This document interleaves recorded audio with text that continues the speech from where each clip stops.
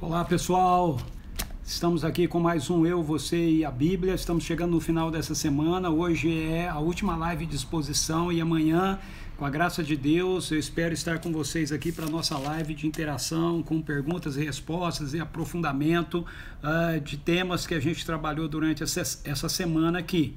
Mas hoje ainda a gente vai terminar o texto de 2 Coríntios capítulo 9.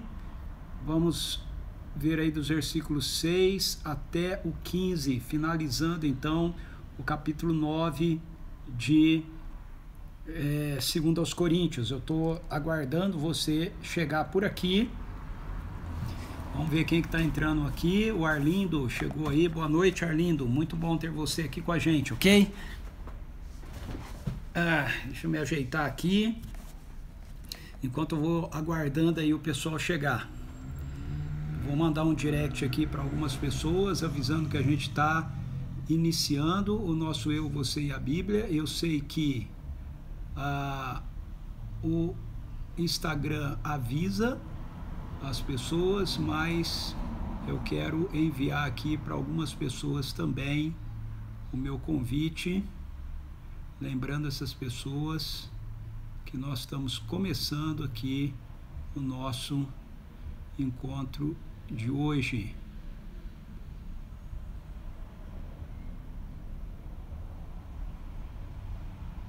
Quem sabe você consegue participar aí com a gente.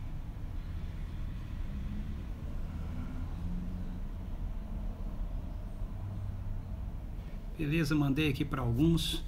Vamos ver aí. Olha aí o pessoal chegando por aqui. Você que está entrando, eu quero pedir para você usar o seu direct aí para convidar pessoas, avisar pessoas que nós estamos começando a live de hoje. Deixa eu cumprimentar aqui o pessoal que está entrando. A Yoko, olá Yoko, tudo bem? Janaíne, seja bem-vinda, se o João estiver com você também. Sônia Casais, Ulisses, seja bem-vindo. Fala aí, Eduardo. Bruno, ô Bruno, que legal que você está aqui. A minha mãe está por aqui também. Bem-vinda, mãe. Abre aí a sua Bíblia em 2 Coríntios, capítulo 9. Nós vamos olhar dos versos 6 a 15, fechando então essa semana aqui, o Eu, Você e a Bíblia, finalizando com o capítulo 9. Olá, Sofia. Boa noite, querida. Abração, Bruno.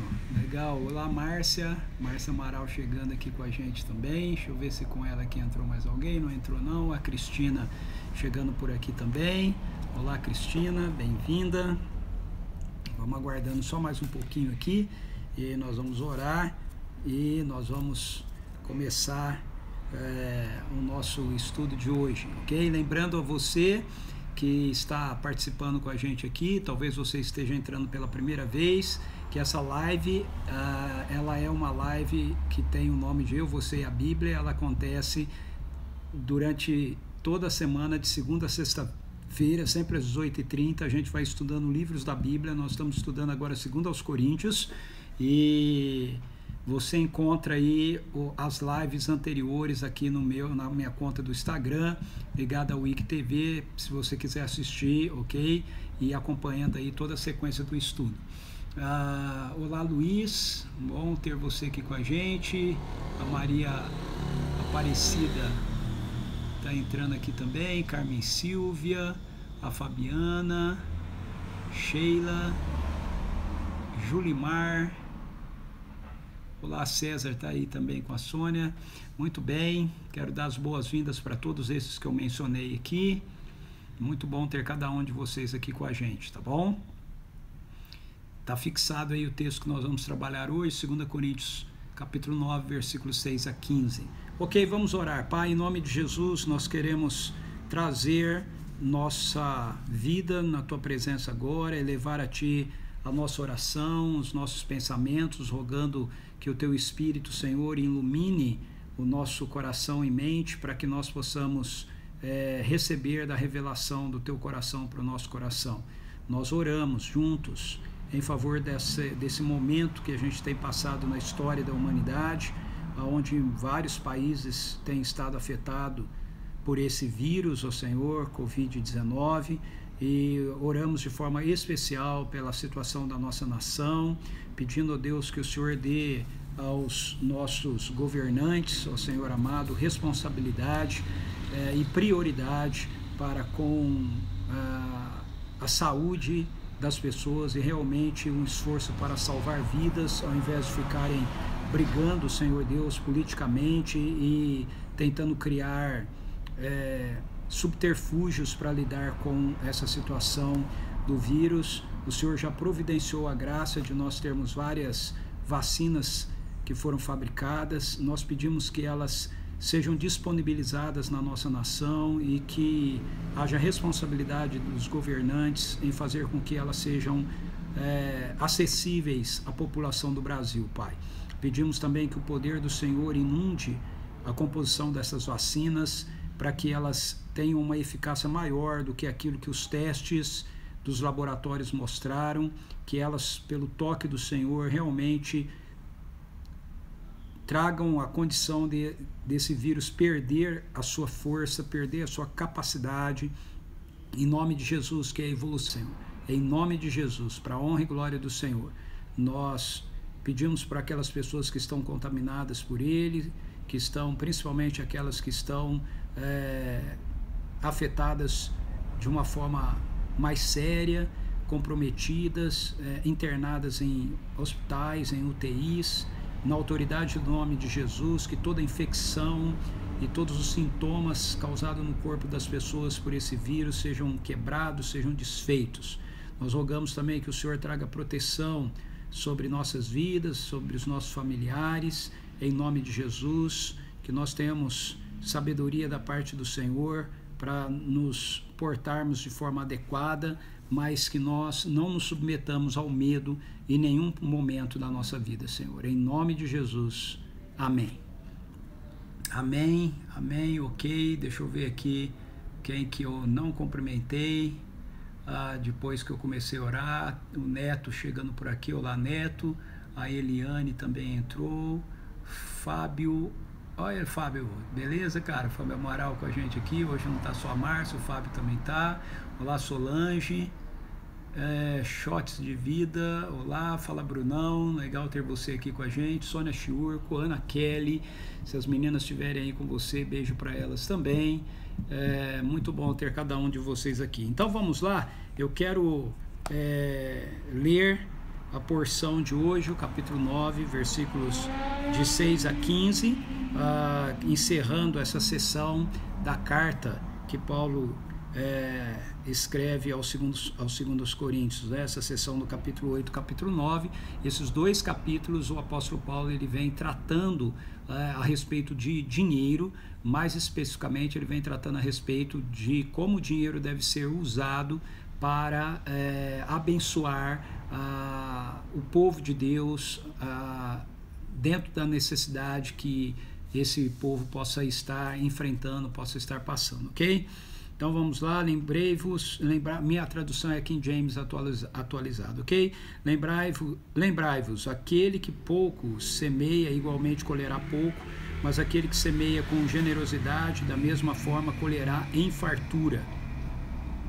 Cada pessoa coopere conforme tiver proposto em seu coração, não com pesar ou por constrangimento, pois Deus ama o doador que contribui com alegria, certos de que Jesus é poderoso para fazer que toda a graça vos seja acrescentada, a fim de que, em todas as áreas da vida, em todo o tempo, tendo todas as vossas necessidades satisfeitas, transbordeis em toda boa obra.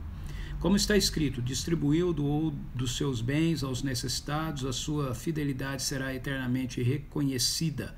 Aquele que oferta a semente ao que semeia e pão ao que tem fome, também vos suprirá e multiplicará a semente e fará desenvolver os frutos da vossa fidelidade. Sereis enriquecidos em todas as áreas de vossas vidas, a fim de que possais ser generosos em qualquer ocasião e por nosso intermédio a vossa boa vontade resulte em ações de graças a Deus.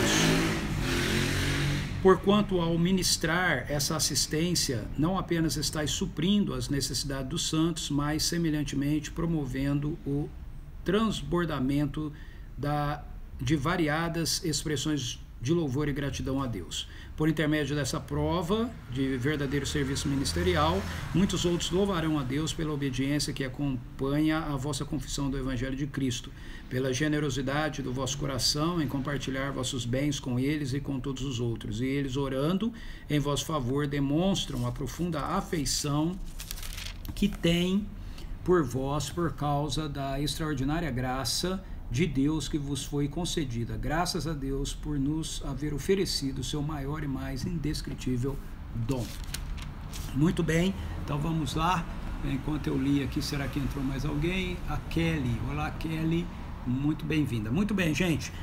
O capítulo 8, capítulo 9 de 2 aos Coríntios é um texto só, ok? A gente dividiu as nossas Bíblias em capítulos aí, versículos, isso facilita a nossa leitura, facilita às vezes a memorização das escrituras, mas às vezes, eu tenho falado isso algumas vezes aqui, às vezes acaba dificultando a nossa compreensão, porque a gente acaba separando aquilo que não deveria ser separado.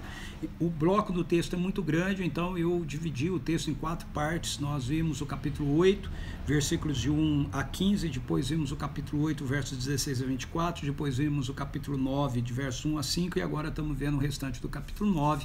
Mas para trabalhar esse texto todo, nós precisamos mantê-lo em conjunto na nossa mente, ok? Manter a nossa mente, a realidade que ele é um bloco só. Então, o que acontece aqui? Capítulo 8, versículos 1, o apóstolo Paulo, em 1 Coríntios, capítulo 16, versículos 1 a 4, nós vemos que ele orientou a igreja de Corinto, que havia sugerido para ele o levantamento de uma oferta para socorrer a necessidade dos santos da Judéia, que eles então levantassem essa oferta durante um ano, para daí um ano depois o apóstolo Paulo pudesse levar essas ofertas da Acaia, e essa atitude da Acaia, inspirada ou sugerida pela igreja de Corinto, motivou a igreja da Macedônia e motivou as igrejas da Galácia a fazerem a mesma coisa. E agora, depois de um ano daquilo que aconteceu, escrito lá em 1 Coríntios capítulo 16, versículos 1 a 4, o apóstolo Paulo ele está indo de volta para a cidade de Corinto, e uma das missões dele, né, um dos objetivos dele em retornar a Corinto seria pegar essas ofertas que deveriam ter sido levantadas por eles e, juntamente com as ofertas levantadas pelas igrejas da Galácia e da Macedônia, e levar então essas ofertas para a Judéia e entregá-las aos santos, ao povo de Deus que vivia ali naquela região da Judéia. Isso era necessário fazer porque, de conformidade com aquilo que as escrituras nos revelam e a própria história nos mostra, em Atos capítulo 11, quando alguns profetas descem de Jerusalém para Antioquia, Deus revela através de um desses profetas, chamado Ágapo, que o mundo passaria, o mundo de então, o mundo romano de então, né, passaria por uma grande escassez, por uma grande fase de fome, gerada por uma seca que duraria alguns anos. Então, lá naquele momento, a igreja de Antioquia imediatamente resolveu enviar um socorro para a igreja da Judéia, que estaria no centro dessa crise, e eles fizeram isso, e como fora apregoado por Deus através de Ágabo, a situação perdurou por alguns anos, e então os cristãos da Judéia continuavam tendo a necessidade de suporte, de apoio para ajudá-los na sua subsistência. E então o apóstolo Paulo, junto às igrejas gentílicas, né, entre os gentios que ele havia estabelecido, ele havia plantado, seguindo a sugestão da igreja dada pela igreja de Corinto, ele faz esse levantamento então dessas ofertas junto a essas igrejas. O apóstolo Paulo em si, ele não quer estar envolvido com o levantamento das ofertas, ele quer que as suas igrejas, durante aquele período, durante um ano, levantasse os recursos, e ele então iria apenas com uma equipe nomeada, né, pelas igrejas, conduzir esses recursos que haviam sido levantados pelas igrejas para serem entregues à igreja da Judéia. Então, o capítulo 8, o apóstolo Paulo, ele inicia dando um testemunho para a igreja de Corinto da postura da igreja da Macedônia ao se dedicar no levantamento dessas ofertas, desses recursos. Ele diz que eles deram dentro das suas posses e até mesmo acima das posses. A intenção de Paulo com isso é despertar a igreja de Corinto para que eles completassem o compromisso que eles haviam assumido um ano antes de levantar as ofertas, os recursos necessários para doarem para a igreja da Judéia. Então, ao invés do apóstolo Paulo dizer para eles que eles tinham que ofertar, ele começa dando um testemunho da igreja da Macedônia, que era uma igreja de uma região mais pobre do que a igreja de Corinto, e que haviam feito isso com generosidade, com alegria por participarem dessa graça de suprir a necessidade dos santos. Então ele desafia a igreja dos Coríntios, dizendo que eles eram abençoados por Deus, agraciados por Deus com muitos dons, né, muitas realidades, e que eles deveriam olhar para essa perspectiva da doação como também uma expressão da graça de Deus entre eles.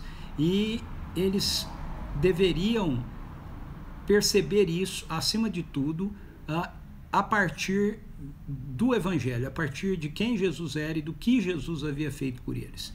Ele diz isso no capítulo 8, versículo 9, que eles deveriam se lembrar da postura e da atitude de Jesus Cristo, que sendo rico se fez pobre para poder enriquecer a muitos. Então, ele orienta, né, os coríntios, aconselhando-os, né, de que eles fizessem as contribuições conforme aquilo que havia sido estabelecido por eles um ano antes, planejado por eles. Ele não quer que os coríntios fiquem pela metade em algo que eles haviam iniciado. E ele demonstra que isso deveria ser feito em favor da igreja da Judéia, porque todos nós somos uma única igreja, um único povo. Essa questão de levantar as ofertas entre as igrejas gentílicas e enviar para a igreja da Judéia, no contexto do apóstolo Paulo, ia além meramente de uma questão financeira. Era uma quebra de um paradigma que naquela época era muito forte entre eles, de que a igreja formada pelos judeus, muitos entendiam que os gentios precisariam se tornar prosélitos para fazerem parte da igreja verdadeiramente. Ou seja, não bastaria eles aceitarem o evangelho, eles precisariam assumir também a cultura judaica, que era o que acontecia entre os judeus na conversão de pagãos para o judaísmo. E tem toda uma discussão em Atos capítulo 15, né, quebrando essa questão, decidindo pela própria liderança da igreja que isso não era assim. Mas uma coisa é a decisão, outra coisa é a vivência. Então o apóstolo Paulo, ele passa parte do seu ministério tentando quebrar essa barreira, né, que já não existia mais, não deveria existir mais, e não existia, na verdade, né, por causa daquilo que Jesus Cristo fez entre gentios e judeus, levando a igreja a entender, tanto dos judeus quanto dos gentios, a entender que há apenas uma igreja, apenas um povo. E a igreja gentílica participar do suprimento das necessidades da igreja da Judéia seria uma maneira muito contundente de demonstrar para a igreja da Judéia que os gentios se viam como parte de um único povo, que a necessidade deles era a necessidade também das igrejas dos gentios. E o apóstolo Paulo quer que eles entendam que isso é assim porque eles fazem parte de uma história maior. Eles fazem parte da história do Êxodo, da libertação que Deus está promovendo em Cristo Jesus ao longo da história, do qual o Êxodo é um exemplo histórico daquilo que Jesus realmente veio fazer, nos libertando do pecado, da morte e do poder de Satanás. Então, depois disso, nos versículos 16 a 24, no capítulo 8, o apóstolo Paulo está preocupado em mostrar para a igreja de Corinto como é que ele iria lidar com a administração daquelas ofertas que estavam sendo levantadas. Quando a gente lê 1 Coríntios e 2 Coríntios, uma das coisas que a gente fica sabendo é que havia uma tensão entre o apóstolo Paulo e a igreja de Corinto por conta de alguns, na linguagem do próprio apóstolo Paulo, alguns falsos apóstolos que haviam se infiltrado na igreja de Corinto, se levantado dentro da igreja de Corinto e que queriam ter uma posição apostólica, uma postura apostólica junto à igreja de Corinto, no lugar do apóstolo Paulo. Eles queriam isso não porque eles tivessem zelo pela igreja, amor pela igreja como Paulo tinha, mas porque eles queriam ser honrados pela igreja, eles queriam receber, serem remunerados, ok, pela igreja de Corinto. É por isso que o apóstolo Paulo, no contexto da plantação da igreja de Corinto, ele não aceita ser remunerado por aquela igreja, porque ele não quer ser comparado com esse grupo de pessoas.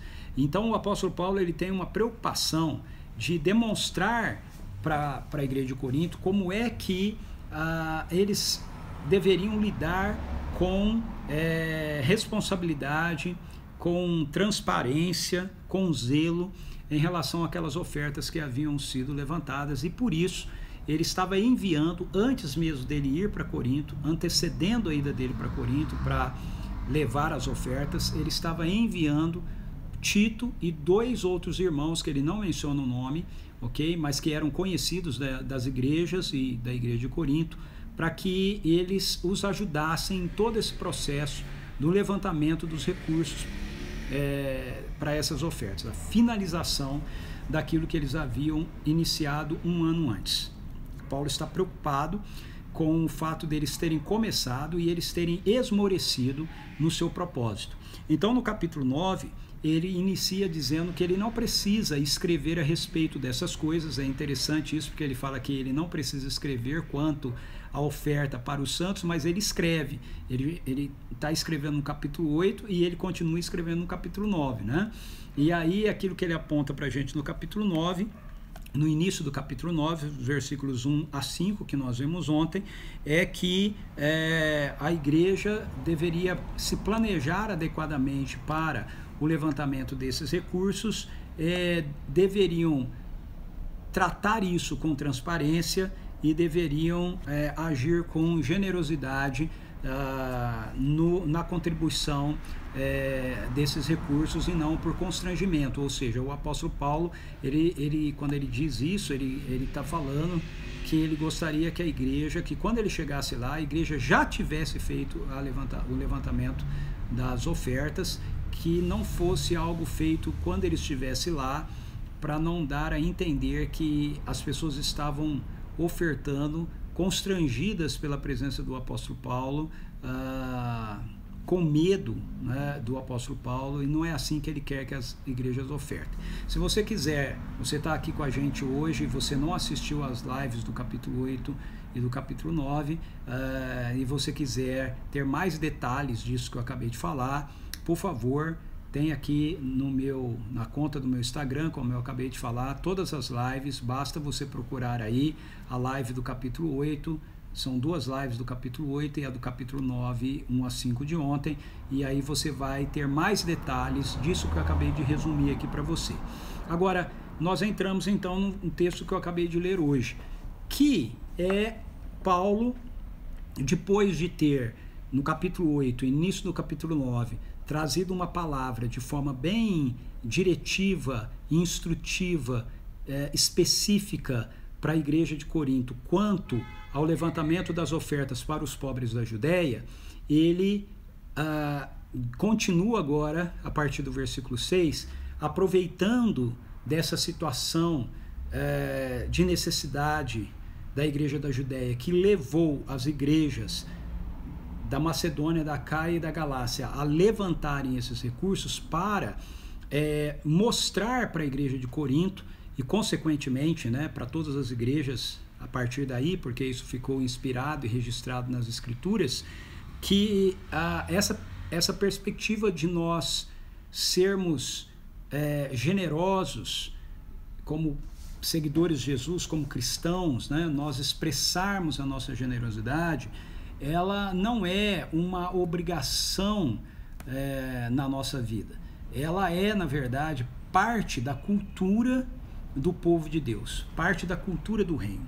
Então, o que o apóstolo Paulo vai fazer aqui agora, finalizando o capítulo 9, é, através da citação de 3 textos do Antigo Testamento, compor para a igreja de Corinto essa visão de que eles carregam a cultura do povo de Deus, eles carregam a cultura do reino de Deus. Quando nós nos convertemos, quando nós somos tirados das trevas e somos trazidos para o reino do seu Filho amado, uma outra cultura, ou seja, uma outra mentalidade, uma outra forma de agir e de lidar com as coisas, passa a dominar a nossa mente e as nossas ações, atitudes e decisões.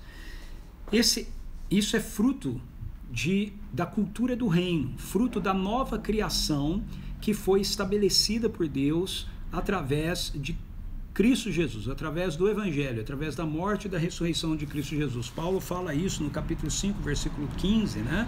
Ele diz, ele morreu por todos, para que aqueles que vivem já não vivam mais para si mesmos, mas para aquele que por eles morreu e ressuscitou. E no verso 17 ele diz assim, portanto, se alguém está em Cristo, é nova criação.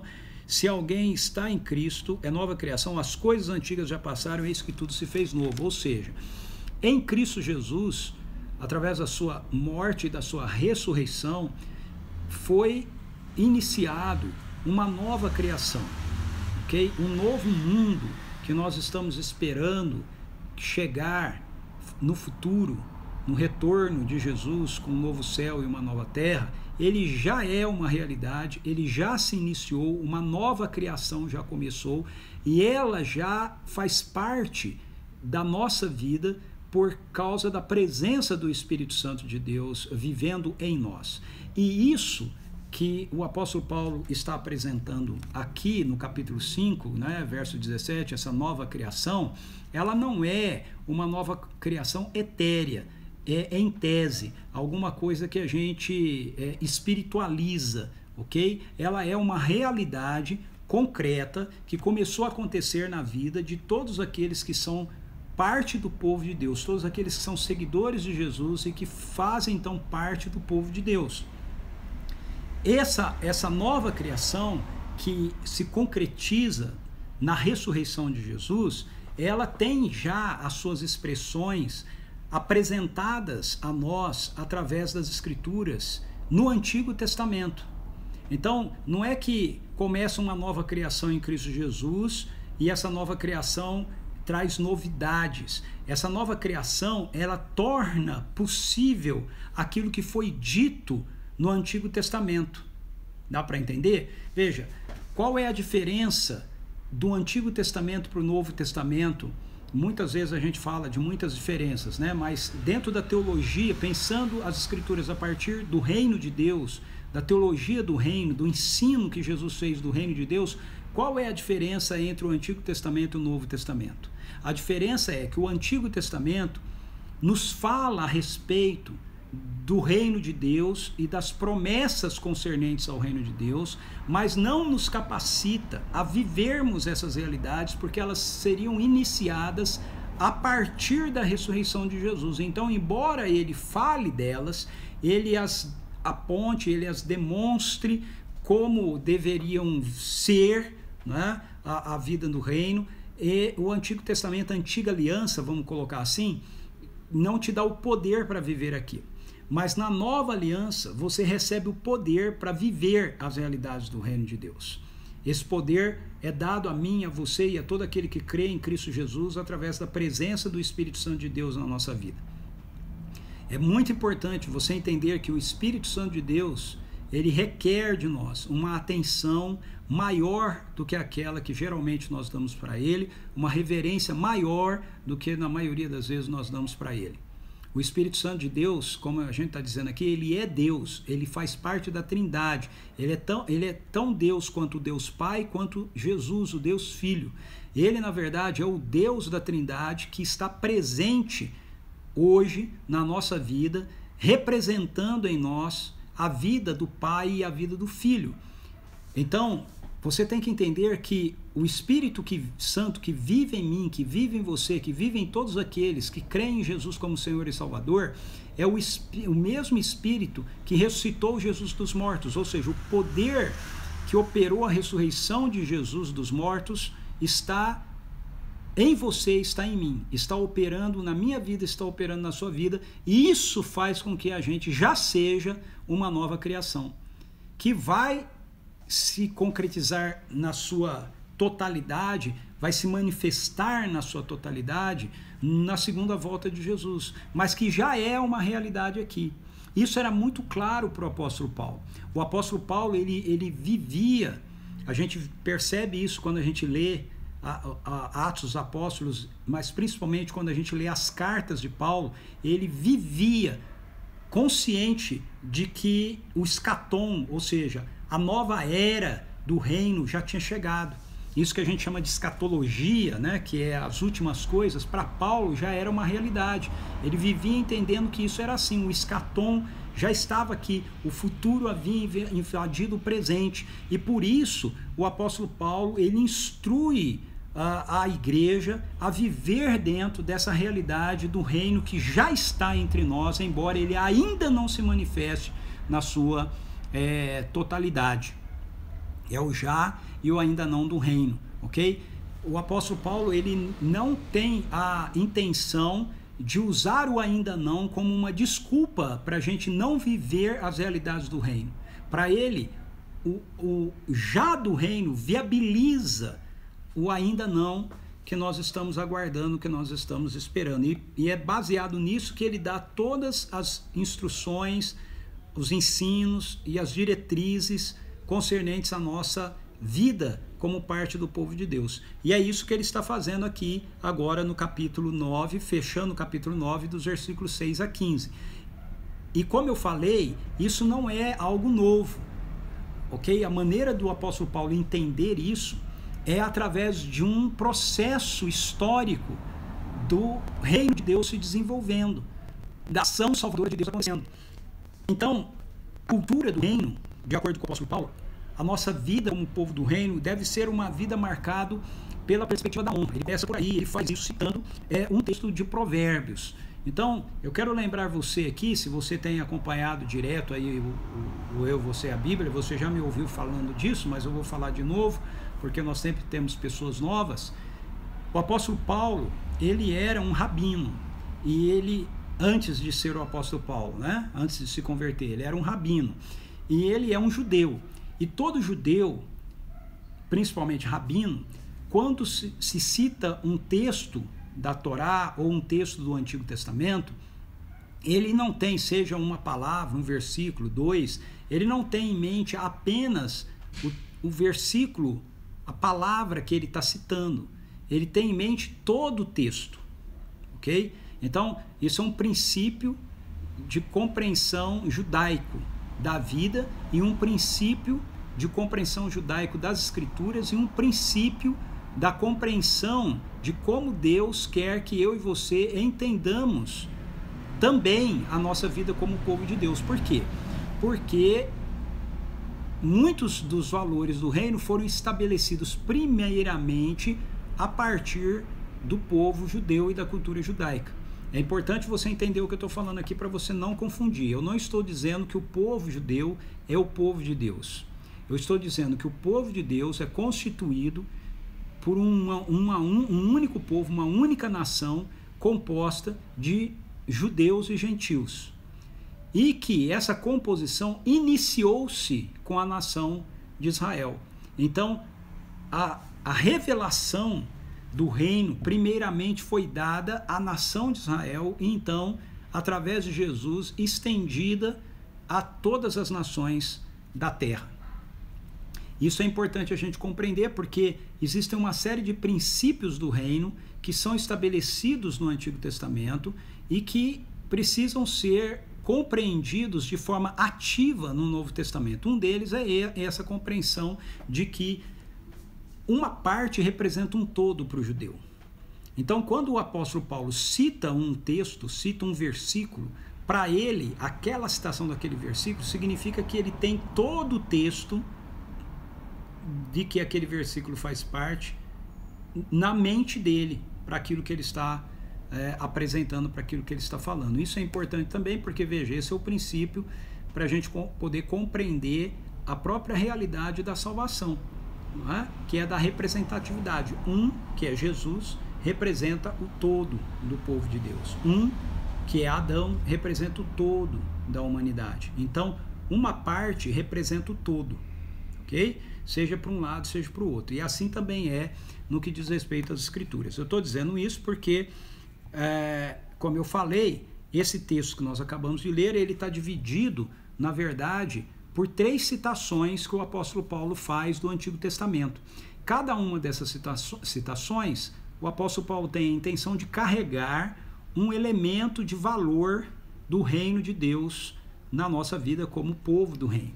Então, o primeiro elemento é o elemento da honra. Ela vem presente aí nos versículos de 6 a 8, quando ele cita Provérbios 22. Então, olha só, ele diz assim: lembrai-vos,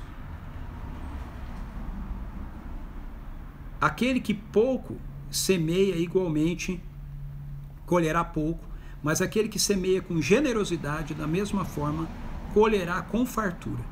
Cada pessoa coopere conforme tiver proposto em seu coração, não com pesar ou por constrangimento, mas Deus ama o doador que contribui com alegria, certos de que Deus é poderoso para fazer que toda graça vos seja acrescentada, a fim de que em todas as áreas da vida, em todo o tempo, tendo todas as vossas necessidades satisfeitas, transbordeis em toda boa obra.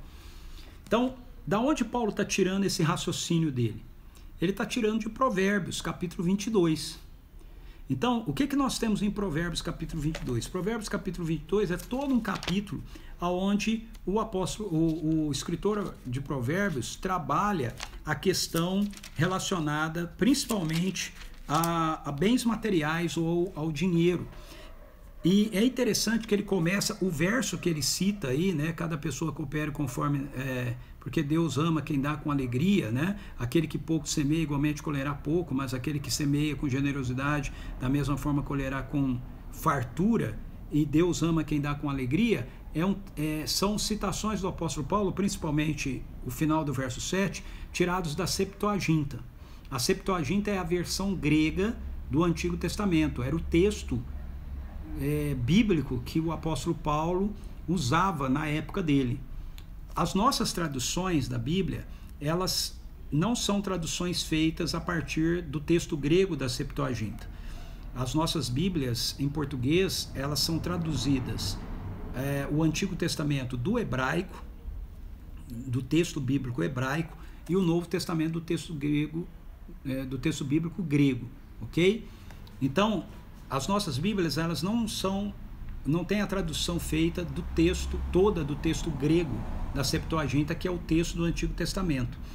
O texto grego do Antigo Testamento, ele tem algumas variantes, algumas citações, colocações que diferem um pouco da forma hebraica do texto bíblico, ok? É o caso aí que ele está citando, né, quando ele diz que Deus ama quem dá com alegria. Esse versículo é o verso 9 de Provérbios 22, que na Bíblia hebraica diz assim: o homem generoso será abençoado, porquanto reparte seu pão com o necessitado. E ele para aqui. Na Septuaginta tem esse acréscimo, porque Deus ama quem dá com alegria. Mas aqui pra gente, o mais importante pra gente entender, eu não vou ler aqui, não vou ter tempo, mas depois você pode ler na sua casa, Provérbios 22. O mais importante para a gente entender aqui do que está acontecendo é que todo esse argumento do apóstolo Paulo, dos versículos 6 ao verso 8 de 2 Coríntios que nós acabamos de ler, tem como fundo a compreensão que Paulo tem de Provérbios capítulo 22, que é um texto que mostra para a gente o quê? Que a honra que nós carregamos é mais importante do que os recursos materiais que nós temos. Então, olha só, vou ler só o começo de Provérbios 22. Olha como começa. A boa reputação é mais importante do que muitas posses. Desfrutar de boa estima vale mais do que prata e ouro. E aí, ao longo do capítulo 22 de Provérbios, você vai ter várias citações falando a respeito de como o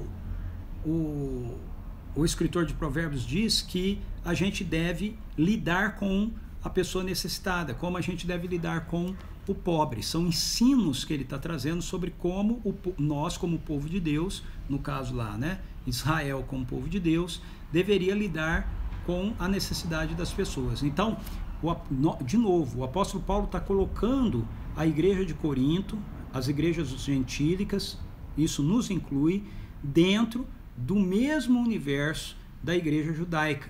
Por quê? Porque não há dois povos. Está colocando dentro do mesmo universo de Israel, da nação de Israel lá do Antigo Testamento. Porque não há dois povos, há um só povo, o povo de Deus, povo escolhido de Deus, povo eleito de Deus, povo redimido de Deus. Ele é um só. Se ele é um só, então os ensinos e os princípios irrevogáveis do Antigo Testamento, eles são aplicáveis no Novo Testamento, na Nova Aliança. E um desses ensinos é o ensino da honra. Então veja, Provérbios 22 começa: a boa reputação é mais importante do que as muitas posses. Então, o que o apóstolo Paulo está colocando aqui para nós é que nós carregarmos a honra de sermos o povo de Deus é mais importante do que as posses materiais que a gente possa vir a acumular ou adquirir. Por isso, a gente não deve se apegar às posses. Elas são dadas a nós para que a gente honre a Deus com aquilo que Ele está colocando nas nossas mãos. E uma das maneiras da gente honrar a Deus com aquilo que Ele está colocando nas nossas mãos é suprindo a necessidade daquelas outras pessoas que estão passando por dificuldades materiais, por dificuldades financeiras, iniciando com o povo de Deus. A segunda citação que ele faz, então, o segundo texto que ele vai citar, está no verso 9 de 2 Coríntios capítulo 9, e é a citação do Salmo 112, verso 9. Diz assim, ó, como está escrito. Olha só, quando Paulo fala isso, é porque ele está citando as escrituras. Como está escrito: distribuiu, doou dos seus bens aos necessitados, a sua fidelidade será eternamente reconhecida. De novo, é uma citação tirada da Septuaginta, do texto grego, da tradução do texto hebraico para o texto grego. O texto que Paulo usa é o texto grego. A nossa tradução bíblica é a tradução do texto hebraico, mas é esse o texto que o apóstolo Paulo está citando. Então, se você for lá no Salmo 112, você vai ver que todo o Salmo 112 ele também está baseado na mesma perspectiva de como a gente lida com os recursos que Deus coloca nas nossas mãos, como a gente lida com as bênçãos que Deus coloca nas nossas mãos, né? Que temer ao Senhor inclui a maneira que nós lidamos com os bens materiais que Deus nos concede. Então, o texto do Salmo 112 começa: aleluia, quão feliz é a pessoa que teme ao Senhor e tem grande prazer em seus mandamentos.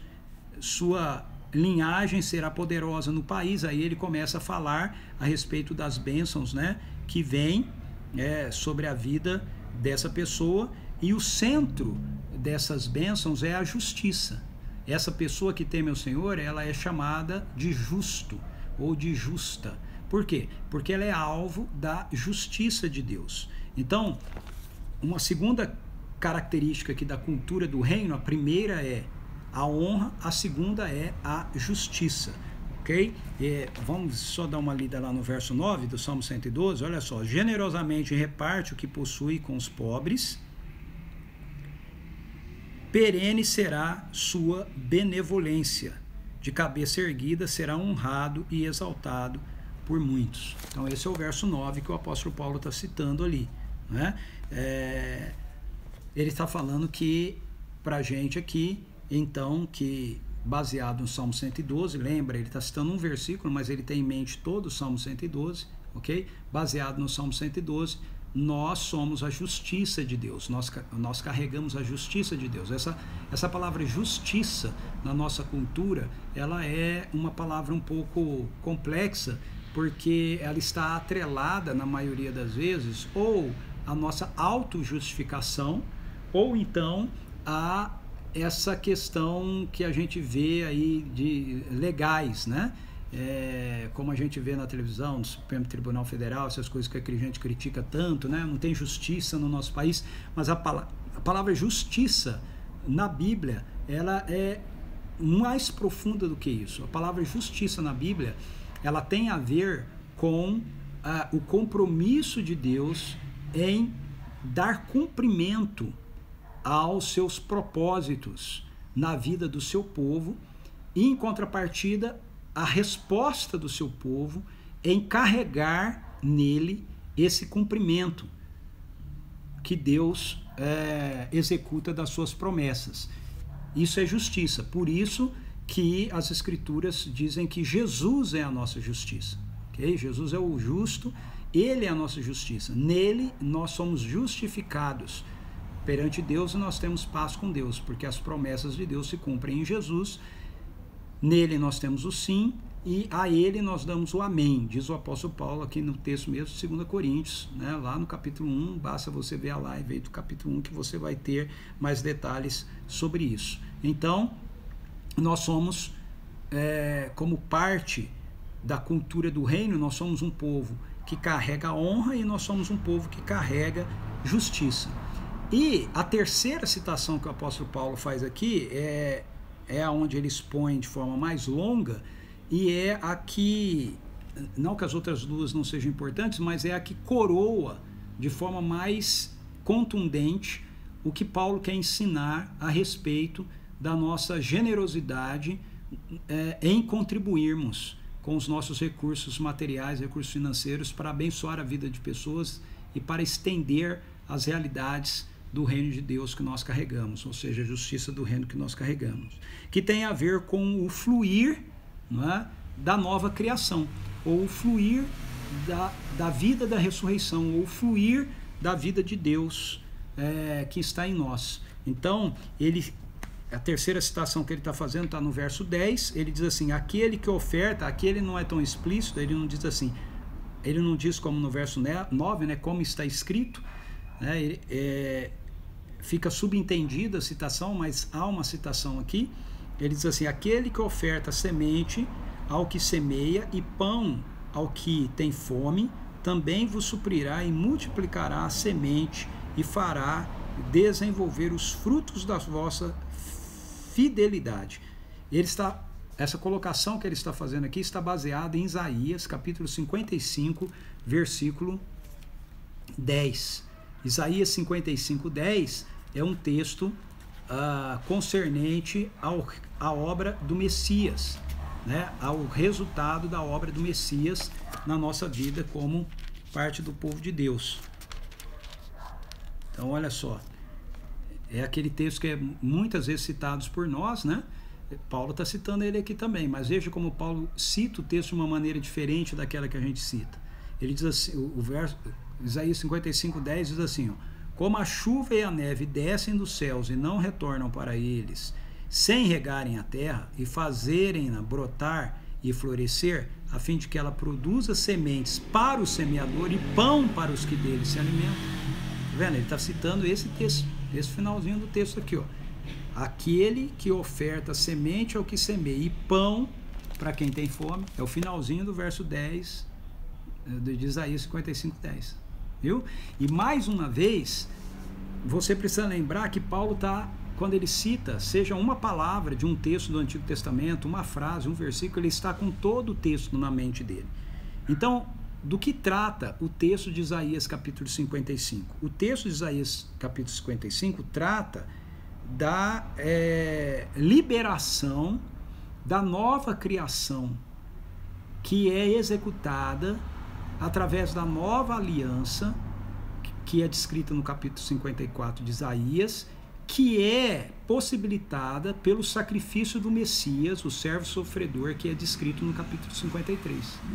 Está vendo como é todo um bloco? 53, 54, 55, Isaías é uma coisa só que o profeta Isaías está ensinando e está tratando.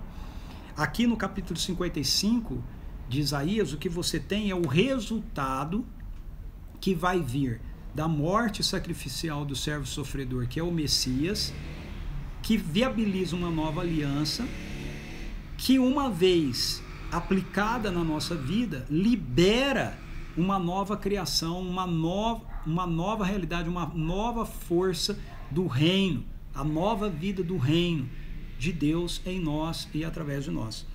Então, Isaías 55 descreve a dinâmica dessa nova vida, que é o que o apóstolo Paulo está descrevendo aqui no capítulo 9 de 2 Coríntios. Ele está dizendo, deixa eu ler, eu vou rapidinho aqui, ó. Isaías 55, a todos que têm de sede, vinde às águas cristalinas, e vós os que tendes dinheiro, que não tem dinheiro nem recursos, vinde agora, comprai e comei, vinde adquirir vinho e leite sem pagamento, sem custo.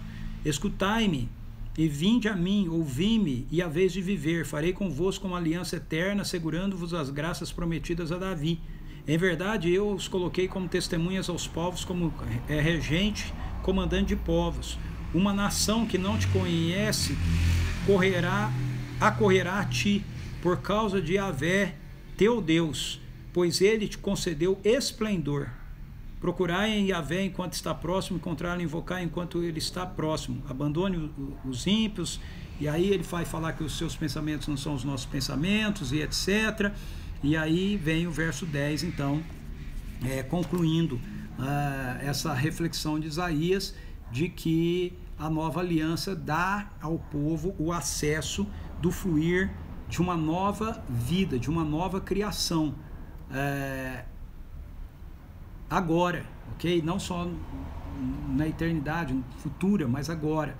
E o apóstolo Paulo, quando ele faz a citação disso aqui no em 2 Coríntios, verso 10 em diante, o que ele está querendo mostrar para os coríntios e consequentemente também para nós, é que ser generosos, abençoarmos as pessoas com os bens e os recursos que Deus coloca nas nossas mãos, é consequência do fluir da graça de Deus que está derramada em nós. É uma consequência da manifestação, então, do fluir da vida do reino, da vida da ressurreição, que já se iniciou, na qual a gente já foi inserido e que ele descreveu lá em 2 Coríntios capítulo 5.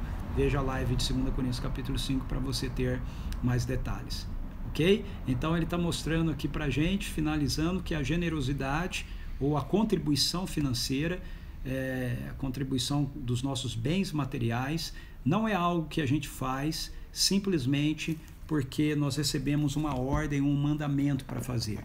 É algo que a gente faz, que acontece na nossa vida, porque ela é um fluir do reino de Deus, da vida do reino que está em nós, ok? E isso ele termina falando no versículo 15, né? Que redunda em honra, em louvor, em ações de graças a Deus, né? Então há um ciclo da graça, né? A graça sempre é derramada sobre nós para que ela seja derramada através de nós, e a graça derramada através de nós gera, tanto em nós quanto naqueles que foram tocados por ela, ações de graça. E uma das maneiras da graça se manifestar através de nós, tem várias formas, mas uma delas é a que Paulo está trabalhando aqui, é a nossa generosidade em estender os recursos que Deus nos disponibiliza para abençoar a vida de outras pessoas, ok? Então é isso aí, assim a gente termina esse assunto.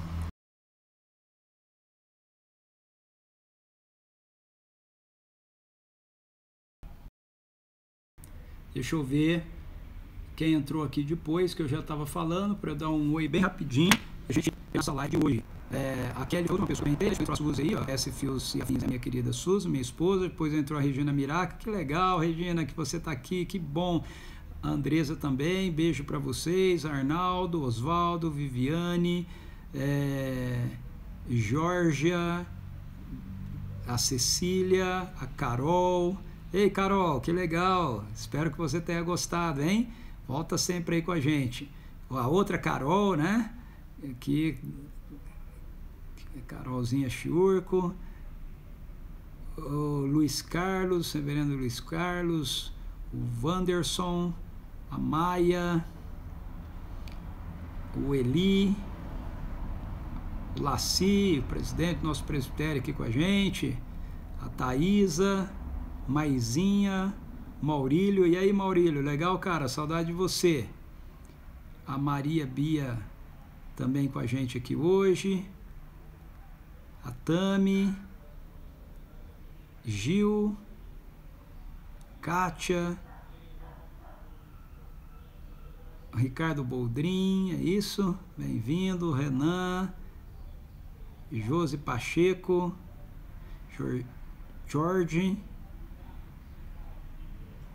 Claudinho, o João da Almeida, o Ali, Perla, joia demais, muito bom, gente. Espero que eu não tenha esquecido ninguém. Caso eu tenha pulado seu nome, não fica triste.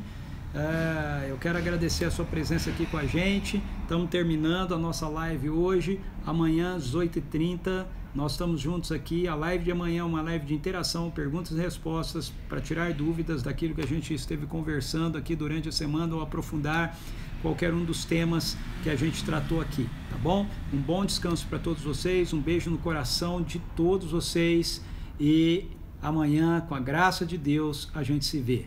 Obrigado, Sônia. Sônia falando aí, Sônia Schurk falando que somos abençoados por esses estudos. Que bom, fico feliz por isso. Vamos continuar junto. Fui.